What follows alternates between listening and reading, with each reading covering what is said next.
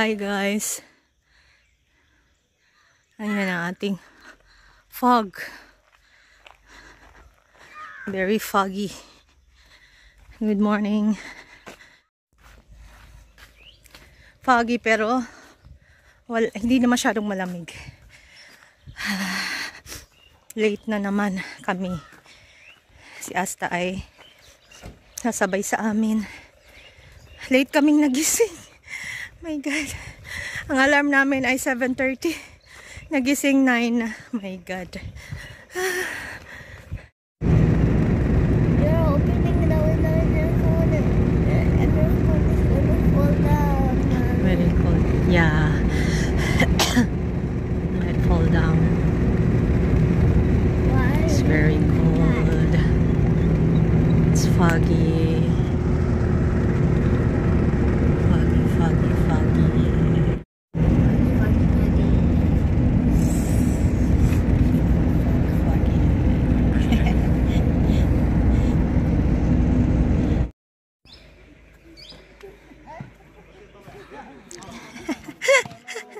Nice uniform! May tournament ang Kasara, guys. May sports fest sila. Badminton, volleyball, may chess din sila.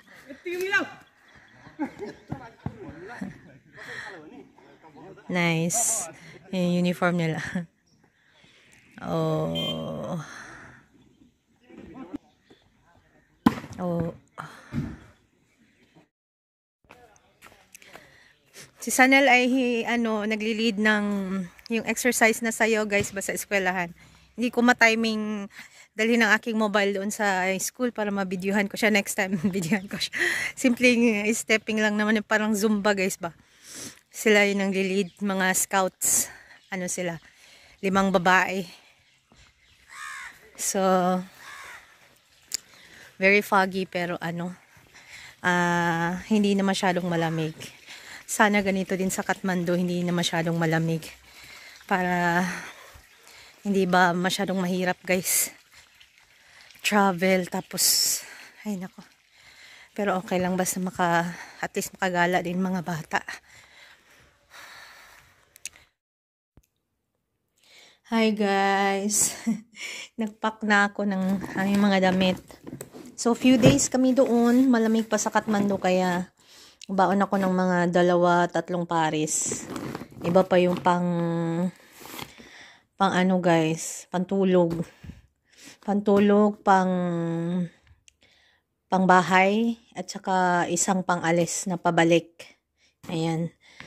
So, hindi naman siguro na kami magsuroy-suroy doon or magpasyal kasi diretso na kami ospital. Yan ito, backpack na pinaayos namin. Nadalhin ko. Then, wala akong shoulder bag. So, yung galing Germany ang gagamitin kong shoulder bag, yung brown. Ayan, guys.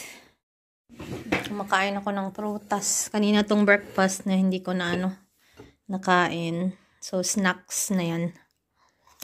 Papaya at watermelon everyday meron sila. So, ayan. Kain tayo. So, Monday na ngayon, Tuesday bukas, Wednesday ang alis natin. So,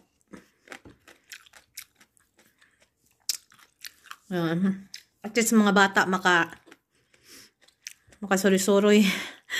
Hindi na dito sa Kasara. Kasi mahaba yung bakasyon, guys.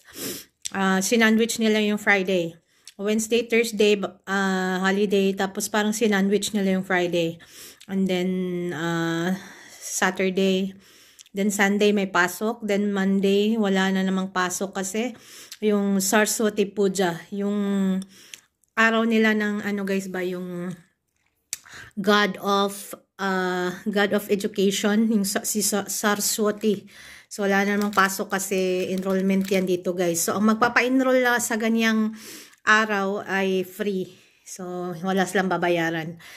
Kaya wala na namang pasok next week ng Monday. So, kung maoperahan tayo doon ay okay lang. Mayroon tayong sapat na araw at oras, guys. So, mas maganda na na mahaba-haba ang ating holiday. Tsaka makapasyal-pasyal naman yung mga bata. Hindi lang nandito lang sila sa kasara. Move there na.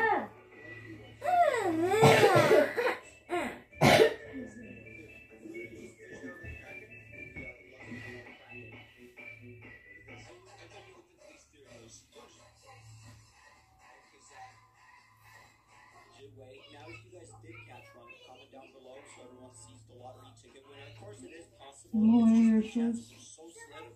You're better off just doing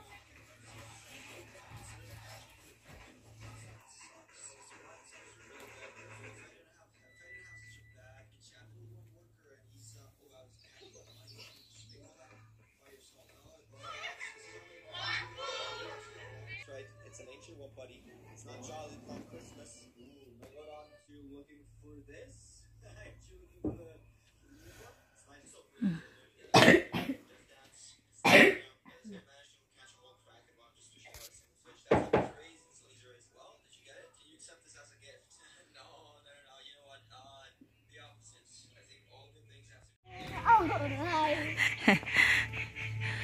Foggy guys, pero hindi na masyadong malamig.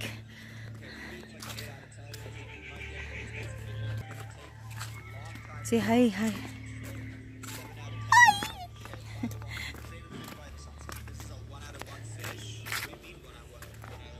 Bago yung tracksuit niya guys. Half buffet today guys. Half buffet kasi walang guest, konti lang. So, ayan. Ako na lang magluto nung ano, no.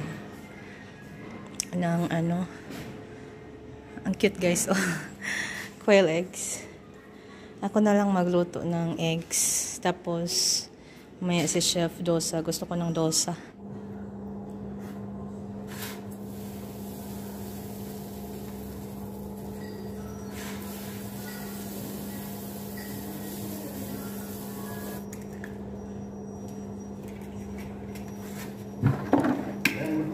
Good morning, Chef. Can I have dosa? Yo, dosa. This is dosa, right? Yes. Any lunch? Lunch, just egg fried rice today. Egg fried rice, and do you have chicken ham? Yes, sir. Chicken ham on the side.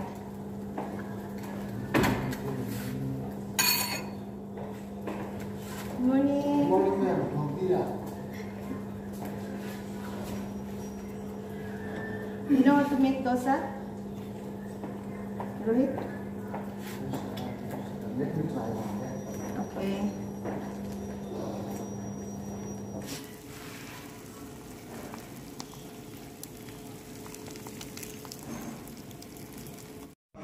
There in the table. Wait.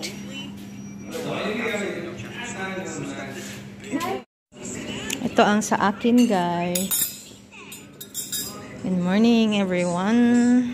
Dosa, tomato chutney, coconut chutney, at vegetable on the side. Kain tayo. Dosa. Favorite na po.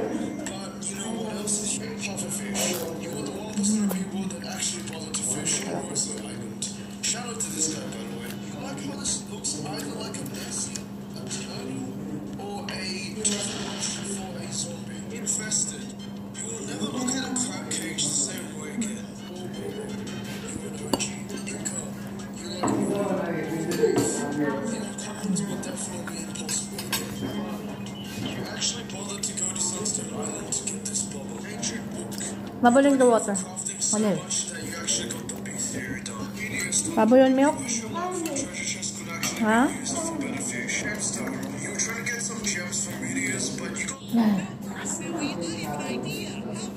Thank you, bye. I'm under that.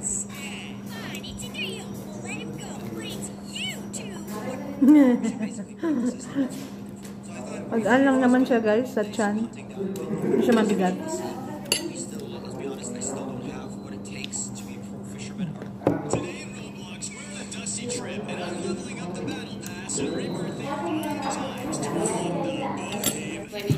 You're also video? From this side. Coming. Okay, this dosa It is should made by be- our Kaleshi.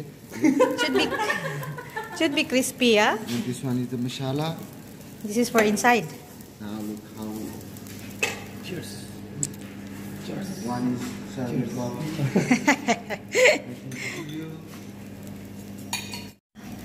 This egg Put dosa. egg like that. But this one, dosa will become very heavy. I like it plain and crispy. So nice. Yeah. If you put the egg, you can taste only egg, not dosa anymore.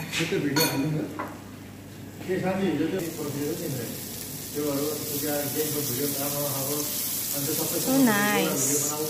I love it. So nice. It's crispy.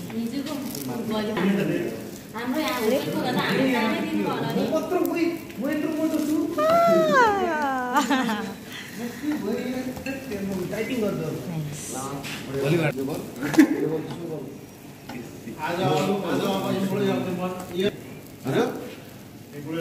Potato. Wow. Special.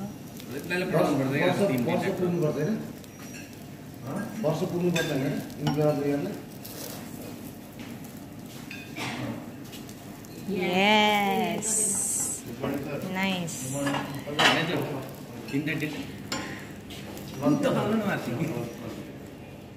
Yes. Perfect.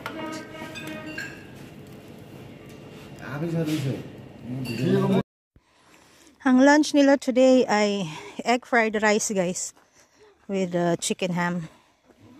Yung dalawa. Foggy, foggy.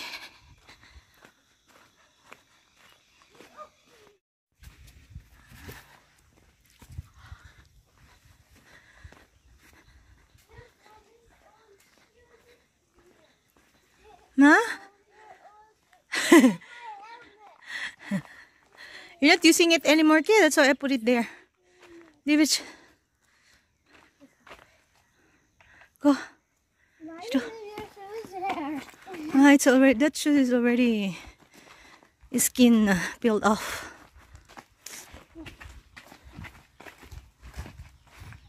I think that helmet is useless.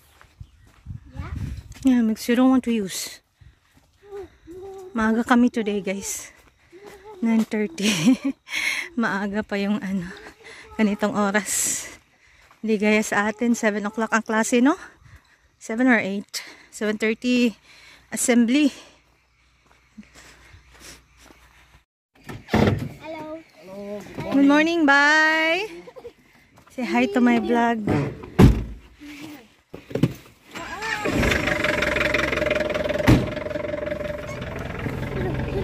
Oh, it landed. It's glass.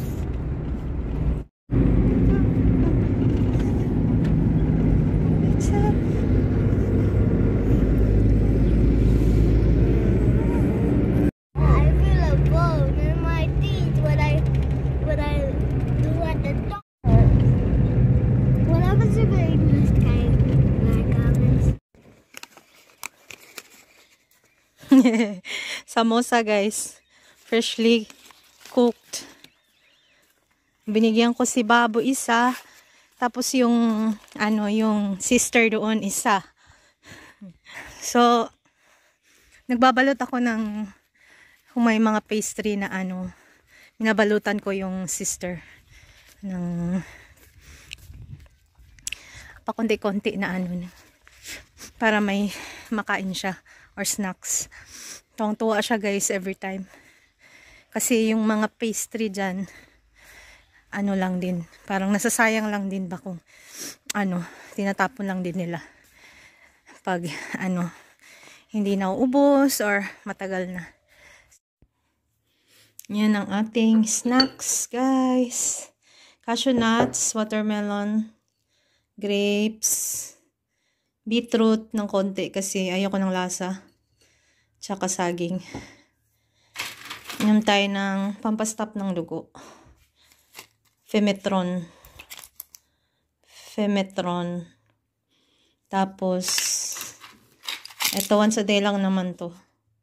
Folic acid, ferrous ascorbate. Ito, twice a day. Hindi na ako nagti 3 times kasi gumigising pa ako sa madaling araw para kasi every 8 hours.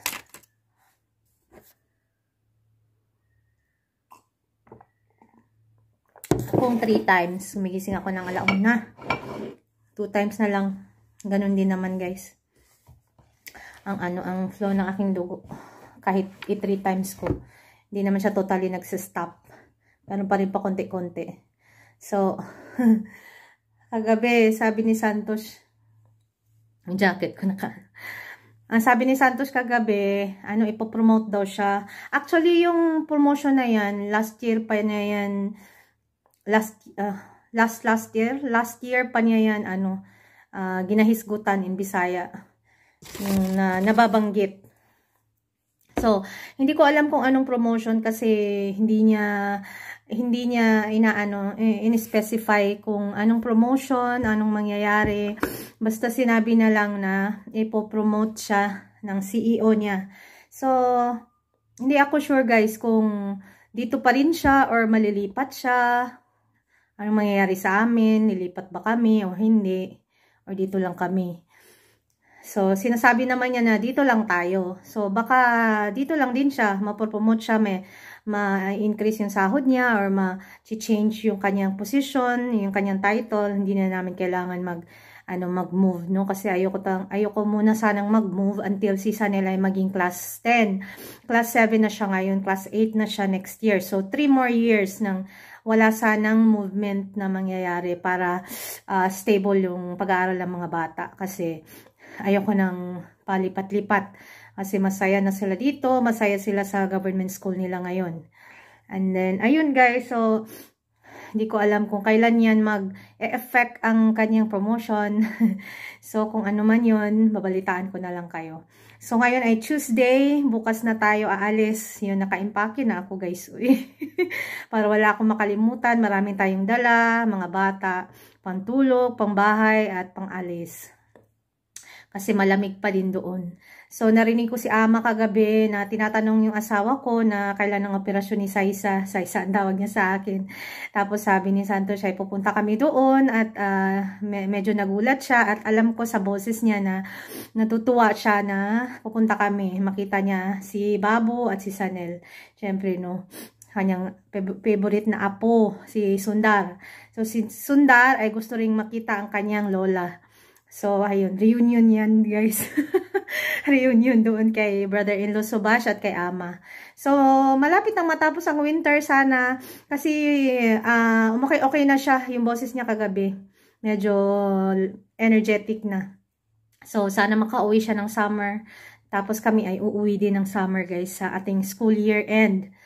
So, para asikaso tayo dun sa bahay kasi Cebuan lang doon. So, I'm sure maraming paglilinis na gagawin doon. So, ayun lang guys ang ating vlog at update. So, ayun. Thank you all so much sa inyo. Sa inyong walang sawang suporta. God bless everyone. Amping mong tanan. Amping. So, be healthy, be happy guys. Life is short. So, i-enjoy nato kay hindi natin alam kailan tayo kukunin. kailan tayo mawawala sa mundo. So, maging happy na lang tayo, no? Maswerte ang yung healthy tayo. Yun yung na-realize ko ngayon at my age now, na ang swerte or luck ay good health talaga, guys. Kasi yung pera pwedeng, alam nyo yun, pwedeng kitain, pwedeng gawin ng paraan, pero pag tayo nagkasakit, mahirap. Lalo na pag terminal yung sakit or yung worst na sakit, guys. Ang hirap talaga. So, alagaan nyo po ang inyong kalusugan, inyong mga sarili, inyong mga anak, inyong mga pamilya. So, ayun guys. Thank you all so much. Thank you, Lord, for everything. God bless everyone. Bye!